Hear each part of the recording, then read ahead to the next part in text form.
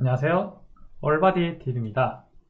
오늘은 여러분들에게 어깨 수술을 언제 해야 되는지에 관한 내용들을 알려드릴 거예요.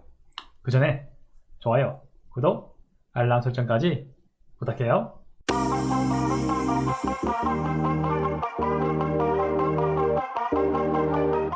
네, 시작에 앞서 한 가지 사례를 들려드릴게요.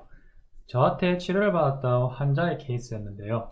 그분은 어깨 수술을 받고 어깨 가동 범위에 제한이 있어서 오셨어요.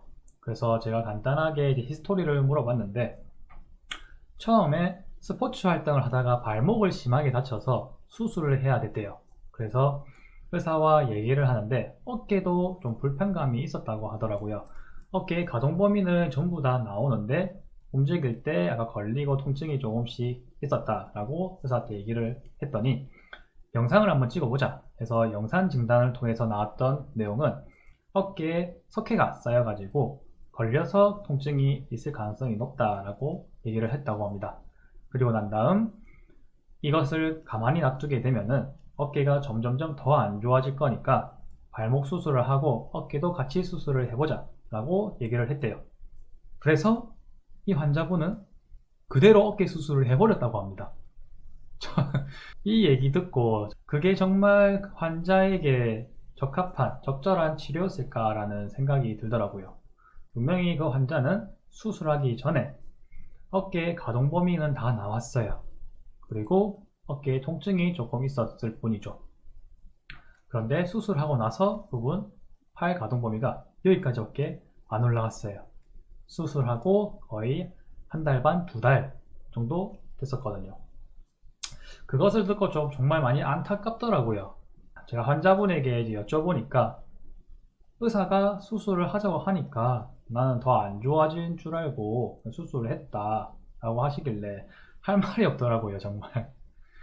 그래서 일단은 물리치료도 계속 꾸준히 받고 재활도 꾸준히 해라고 말씀을 드렸는데, 그것을 듣고 여러분들에게 정말 수술을 언제 해야 되는지, 그리고 수술하고 끝인지, 끝이 아니거든요. 어떻게 해야 되는지에 대해서 알려드릴 겁니다. 수술을 고려해야 될 상황들이 있어요.